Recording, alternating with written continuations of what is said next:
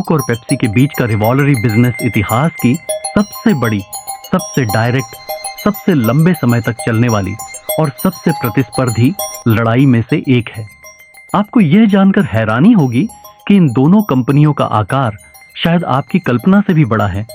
Fortune की ranking के मुताबिक ये दोनों कंपनियां अमेरिका की टॉप 100 पब्लिक कंपनियों में शामिल हैं।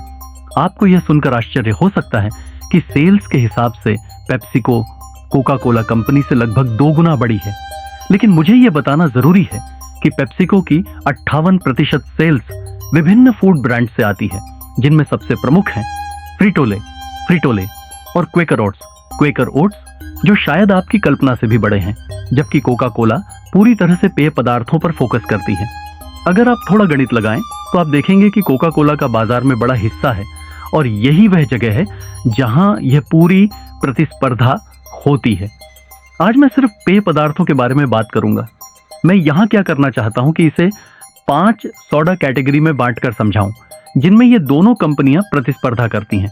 आखिरकार ज्यादातर लोग इन्हें सोडा कंपनियां ही मानते हैं। और फिर सोडा के अलावा 5 अन्य पेय कैटेगरी में भी इनकी प्रतिस्पर्धा को समझाऊं। मैं वादा करता हूं कि जैसे जैसे मैं आगे बढ़ूंगा सब कुछ साफ होता जाएगा। चलिए शुरू करते हैं कोला से, क्योंकि यहीं से सबकी शुरुआत हुई थी। कोका कोला सबसे पहले आया। इसे 1886 में जॉन पेम्बरटन ने बनाया था। लगभग 7 साल बाद जब यह लोकप्रिय होने लगा तो कैलेब ब्रॉडहम ने पेप्सी कोला बनाया, ताकि वह कोका कोला से प्रतिस्पर्धा कर सके और अपना खुद का कस्टमर बेस बना सके। मुझे लगता है कि यह दिलचस्प है कि इन दोनों आविष्कारकों को अपने आविष्कार से ज्यादा फायदा नहीं मिला। यह उनके लिए एक अभिशाप की तरह था। पेम्बरटन ने 5 साल तक संघर्ष किया और फिर इसे लगभग 2300 में बेच दिया।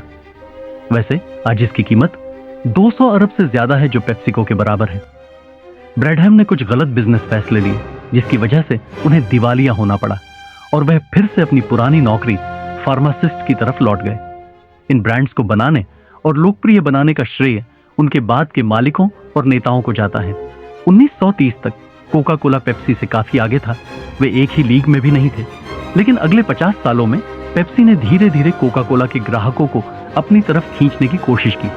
महामंदी ग्रेट डिप्रेशन के दौरान उन्होंने पेप्सी को 12 ओनाउंस की बोतलों में 5 सेंट में बेचना शुरू किया, कोक की तुलना में उसी कीमत पर 2 गुना सोडा। उन्होंने रेडियो पर पहली बार एक जिंगल के साथ इसकी विज्ञापन की और यह काफी लोगों को पेप्सी की तरफ आकर्षित करने में सफल रहा।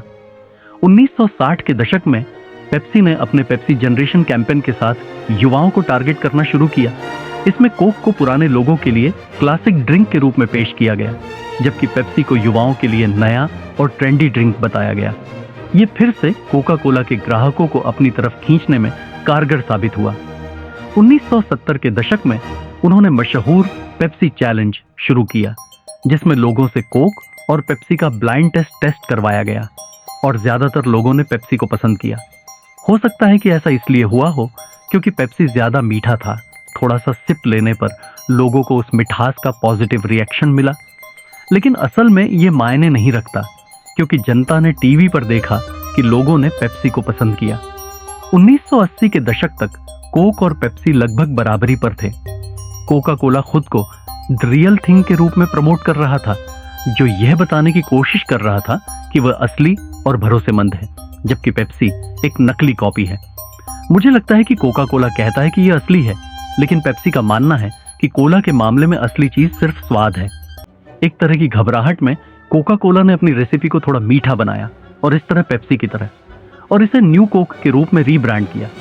समझने योग्य है कि जनता नाराज हो गई, क्योंकि उन्होंने ओरिजिनल कोक को बाजार से हटा दिया था और पेप्सी ने इसका फायदा उठाते हुए उनके फैसले का मजाक उड़ाते हुए विज्ञापन बनाए। कुछ महीनों बाद पारंपरिक रेसिपी को कोका कोला क्लासिक के रूप में वापस लाया गया और इसके वापस आते ही इसकी सेल्स पहले से कहीं ज्यादा बढ़ गई। लेकिन अंत में इसने कोक को पेप्सी से आगे निकलने में मदद की और आज तक कोक इन दोनों कोलास में ज्यादा लोकप्रिय है। इसलिए भले ही पेप्सी ने कुछ प्रभावशाली गेन किए हों, यह मानना मुश्किल है कि कोक इस कैटेगरी में समग्र विजेता रहा है। अगली कैटेगरी है डाइट कोला। वैसे यह लिस्ट अब थोड़ी तेजी से आगे बढ़ेगी। 1960 के दशक में डाइट सोडा अगली बड़ी चीज बन रहे थे, जिसकी वजह आरसी कोला कंपनी के डाइट राइट की लोकप्रियता थी।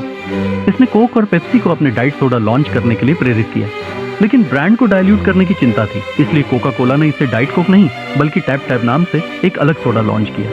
सिर्फ 1 साल बाद पेप्सी ने डाइट पेप्सी लॉन्च किया। पेप्सी ब्रांड के नाम के बावजूद टैप ज्यादा बिकने वाला डाइट सोडा साबित हुआ। फिर 1982 में, याद कीजिए, जब कोका कोला अपना मार्केट शेयर खो रहा था और चीजों को हिलाने के लिए अलग अलग तरीके ढूंढ रहा था, उन्होंने आखिरकार डाइट कोक लॉन्च किया। ये कोक ब्रांडिंग वाला दूसरा प्रोडक्ट था। हैरानी की बात नहीं कि यह एक बड़ी सफलता थी। ये अब तक के सबसे बड़े प्रोडक्ट लॉन्च में से एक था और 2011 से शुरू होकर कुछ सालों तक डाइट कोक ने रेगुलर पेप्सी से ज्यादा सेल्स की। तो फिर से कोक इस कैटेगरी में विजेता रहा। अगली तुलना है लेमन लाइम की। 1960 के शुरुआती दौर में 7 अप, जो एक अलग कंपनी का था, की सफलता ने कोक और पेप्सी को अपने लेमन लाइम सोडा लॉन्च करने के लिए प्रेरित किया। पेप्सी ने टीम नाम से एक सोडा लॉन्च किया, जबकि कोक ने अपना आइकॉनिक स्प्राइट लॉन्च किया। मुझे लगता है कि मुझे आपको यह बताने की जरूरत नहीं है कि स्प्राइट इन दोनों में सबसे ज्यादा लोकप्रिय था। जब 1980 के दशक में सब कुछ बढ़ रहा था, तो पेप्सी स्प्राइट को लेमन लाइम मार्केट पर कंट्रोल करने नहीं दे सकता था, इसलिए उन्होंने टीम को बंद कर दिया और स्लाइस लॉन्च किया। इसे दूसरों से अलग बनाने वाली बड़ी बात यह थी कि इसमें 10% फ्रूट जूस था।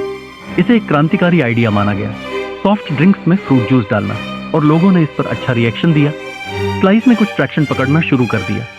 यह दिलचस्प हो जाता है क्योंकि कोका कोला के पास पहले से ही मिनट मेड नाम का एक लोकप्रिय फ्रूट जूस ब्रांड था, इसलिए अगले साल उन्होंने मिनट मेड ब्रांडेड सोडा की एक लाइन लॉन्च की जिसमें 10% फ्रूट जूस था। फिर लोगों के पास चॉइस थी स्लाइस, जो कुछ साल पहले तक एक ब्रांड भी नहीं था, और मिनट मेड, जो दशकों से जाना माना और भरोसेमंद ब्रांड था, के बीच लोग जल्दी ही स्लाइस से दूर होने लगे और यह पता चला कि 10% फ्रूट जूस वाली बात एक तरह का गिमिक थी। लोगों ने इसकी परवाह करना बंद कर दिया और उस दशक के अंत तक इन सोडा में कोई जूस नहीं था। गिमिक के बिना स्लाइस स्प्राइट के खिलाफ प्रतिस्पर्धा करने में संघर्ष करने लगा। पेप्सी ने 2000 में इसे सियरा मिस्ट से बदल दिया, जो स्प्राइट के खिलाफ संघर्ष करता रहा, जब तक कि इसे 2023 में स्टारी से बदल नहीं दिया गया। तो फिर से पेप्सी इस कैटेगरी में कोक के खिलाफ प्रतिस्पर्धा करने में संघर्ष कर रहा है। चेरी फ्लेवर, इसके बारे में ज्यादा कहने को नहीं है, लेकिन 1985 में कोला वॉर्स के चरम पर कोका कोला ने चेरी कोक लॉन्च किया। यह कोक नाम वाला तीसरा प्रोडक्ट था। अगले साल पेप्सी ने अपने स्लाइस सोडा लाइन में चेरी समेत अन्य फलों के फ्लेवर जोड़े, लेकिन स्लाइस ब्रांड की हालत खराब होने के कारण उन्होंने चेरी फ्लेवर बंद कर दिया। 2 साल बाद पेप्सी ने वाइल्ड चेरी पेप्सी लॉन्च किया। यह एक और लड़ाई थी जिसमें कोका कोला ने जीत दर्ज की। सिट्रस एनर्जी ड्रिंक्स, यहां बात हो रही है उन हाई कैफीन एनर्जी से भरे ड्रिंक्स की, जैसे माउंटेन ड्यू। पेप्सी ने 1974 में इसे खरीदा था, तब यह छोटा ब्रांड था, लेकिन पेप्सी ने इसे राष्ट्रीय स्तर पर सफल बना दिया। टेनेसी के ग्रामीण किरदारों वाले विज्ञापनों से शुरुआत करके 27 दशक में युवाओं को टारगेट किया गया। 1990 तक यह अमेरिका का सबसे लोकप्रिय नॉन कोला सोडा बन गया, खासकर एक्स गेम्स के स्पॉन्सरशिप के बाद। कोका कोला ने 1997 में सर्ज लॉन्च करके जवाब दिया। अंदरूनी सूत्रों के मुताबिक इसे माउंटेन ड्यू किलर नाम से डेवलप किया गया था। यह भी हरे रंग का, हाई कैफीन वाला और एक्सट्रीम इमेज वाला ड्रिंक था। कोक ने इसे लॉन्च करने में $50 मिलियन खर्च किए, जिसमें सुपर बाउल विज्ञापन और लाखों नमूने शामिल थे। पेप्सी के प्रवक्ता ने कहा, हम प्रतिस्पर्धा का इंतजार कर रहे हैं, और सही साबित हुए। सर्ज 5 साल में बंद हो गया, जबकि माउंटेन ड्यू आज भी मजबूत है। 2005 में कोक ने वॉल्ट लॉन्च किया, लेकिन वह भी फ्लॉप रहा। इस श्रेणी में पेप्सी की जीत रही। आइस्ड टी, 1991 में पेप्सी ने लिप्टन के साथ मिलकर ब्रिस्क और प्योर लीफ बनाए। 1992 में कोक ने नेस्ले के साथ नेस्टी और नेस्कैफे लॉन्च की। 1918 में कोक नेस्ले साझेदारी खत्म हुई, लेकिन कोक के पास गोल्ड पीक टी, फ्यूज और होन्स्ट टी जैसे ब्रांड हैं। हरी पानी वाटर, 1990 में पेप्सी ने एक्वाफिना और कोक ने डसानी लॉन्च किया। 2007 में कोक ने विटामिन वाटर और स्मार्ट वाटर खरीदे। 2018 में पेप्सी का बबली और 2020 में कोक का आहा स्पार्कलिंग वाटर मार्केट में आया। जूस, कोक ने 660 में मिनट मेड खरीदा और 994 में फ्रूटोपिया लॉन्च किया। पेप्सी ने 1998 में ट्रॉपिकाना को 3.3 अरब में खरीदा। ट्रॉपिकाना नॉन कॉन्सेंट्रेट जूस के लिए जाना जाता था। जबकि मिनट मेड कॉन्सेंट्रेट बनाता था। 2000 के दशक में कोक ने सिंपली ऑरेंज लॉन्च किया और 2021 में पेप्सी ने ट्रॉपिकाना बेच दिया। Sports drinks. 1980 में कोक का पावरेड और 1990 में पेप्सी का ऑल स्पोर्ट आया, लेकिन गैटोरेड, जो किसी और कंपनी का था, ने 66% मार्केट पर कब्जा कर लिया। 2001 में पेप्सी ने गैटोरेड के मालिक क्वेकर ओट्स को खरीद लिया। 2021 में कोक ने बॉडी आर्मर खरीदकर पेप्सी को टक्कर दी। Energy drinks. 2015 में कोक ने मॉन्स्टर में हिस्सेदारी खरीदी, जबकि 2020 में पेप्सी ने रॉकस्टार को $3 अरब 85 करोड़ में खरीदा।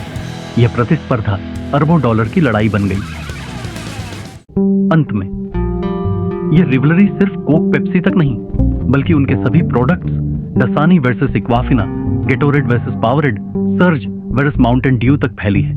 क्या आपको लगता था कि यह इतनी गहरी है? कमेंट्स में बताएं। धन्यवाद।